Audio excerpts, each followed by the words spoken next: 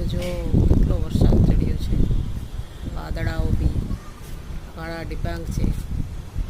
લાગે છે 5 મિનિટમાં વરસાદ ચાલુ. આ વરસાદની મજા એ જ લોકો માણી શકે જે ઘરે રહેતા હોય. ગરમ ગરમ ચા અને નાસ્તો કરે અને બારીમાંથી વરસાદને જોઈને આનંદ અનુભવે. અથવા તો બંગલોઝમાં રહેતા હોય તો બી બહાર આવીને ગેલેરીમાં બેસી જાય. નોકરી કરતા લોકોને બહુ તકલીફ રહે.